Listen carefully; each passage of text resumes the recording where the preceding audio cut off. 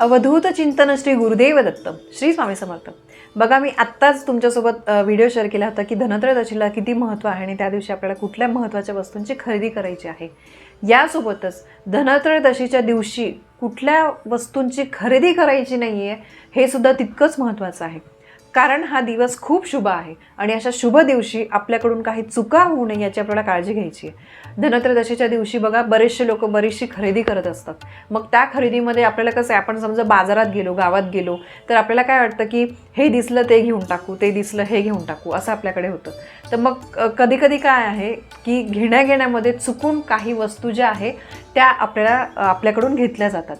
त्या घ्यायला काही हरकत नाही, पण अमुक एक दिवशी, अशा शुभ दिवशी, धनत्रयोदशीच्या शुभ दिवशी आपल्याला काही वस्तूंची चुकून सुद्धा खरेदी करायची नाही आहे. कारण अशा शुभ दिवशी जर आपण या काही वस्तूंची खरेदी केली तर मग त्याचे वाईट परिणाम आपल्याला भोगावे लागतात. म्हणून सगळ्यांना मी विनंती करते की जेव्हा तुम्ही धनत्रयोदशीच्या दिवशी काही खरेदी कराल तर काही गोष्टींची काळजी घ्या, काही नियमांचं पालन करूनच तुम्ही या दिवशी खरेदी करा.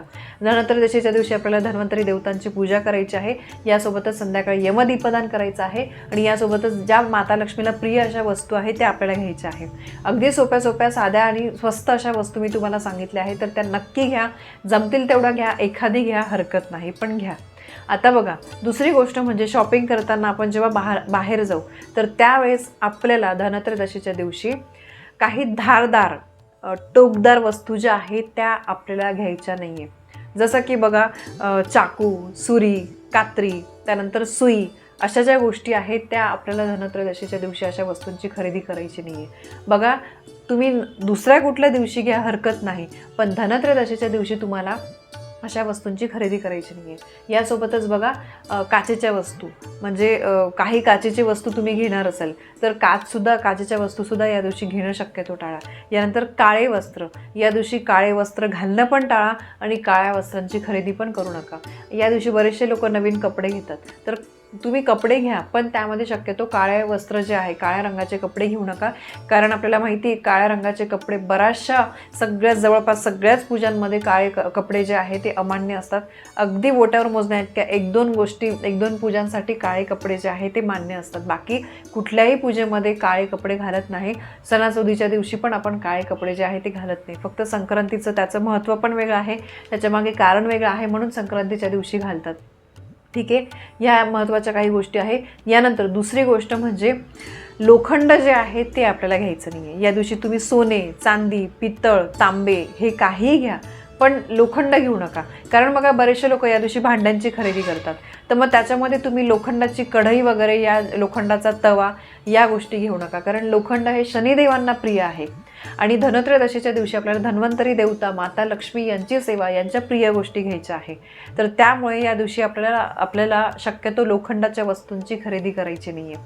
तर शक्यतो बरेचसे याबद्दल काही कमेंट पण येतील की ताई, मग हे लोखंडाचं असतं, ते लोखंडाचं असतं, ते घेतलं तर नाही चालणार का?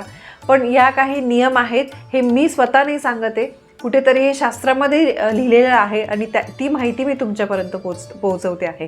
तर त्यामुळे पटली तुम्हाला माहिती तर तुम्ही या गोष्टी फॉलो करा, नाही पटली तर तुमच्यावर आहे. मी असा कधीच हट्ट करत नाही की तुम्ही असं कराच, तसं नकाच करू, असं काही नाही आहे. तुम्हाला मान्य असतील त्या गोष्टी, माहिती पटली तर नक्की फॉलो करा. आणि बघा, धनत्रयोदशीचा दिवस अतिशय शुभ आहे, तर त्यामुळे चांगल्या मुहूर्तावर चांगल्या गोष्टींची खरेदी करा. तुमची इच्छा, बघा, बऱ्याचशा गोष्टी कुठल्या खरेदी करायच्या आहे याचं पण माहिती देणारा व्हिडिओ मी तुमच्यासोबत शेअर केलेला आहे. यासोबतच कुठल्या नाही खरेदी करायच्या त्या पण मी तुम्हाला सांगितलेल्या आहे. तर त्यामुळे नक्कीच तुम्ही या गोष्टी लक्षात ठेवून, अगदी महत्त्वाच्या गोष्टी आहे. कसं आहे, आपण अगदी कधी उत्साह असतो आणि कामाची गडबड वगैरे सगळ्याच गोष्टी असतात, तर त्यामुळे घाईगडबडीत काही चुका आपल्याकडून होऊन जातात. म्हणून त्याची काळजी आपल्याला घ्यायची आहे की जेणेकरून सगळ्या मंगलमय गोष्टी ज्या आहेत त्याच आपल्यासोबत राहतील, वाईट गोष्टी आपल्यासोबत घडणार नाही, आपल्या कुटुंबासोबत घडणार नाही. यासाठी अशा शुभ दिवशी काही गोष्टींची, काही नियमांची काळजी करणं आपल्याला गरजेचं असतं. तर ही एक महत्त्वाची माहिती मला तुमच्यापर्यंत पोहोचवायची होती. माहिती आवडली असेल, व्हिडिओला लाईक करा, शेअर करा, कमेंट करा. पुन्हा भेटूया अशा एका नवीन माहितीसोबत. तोपर्यंत श्री स्वामी समर्थ.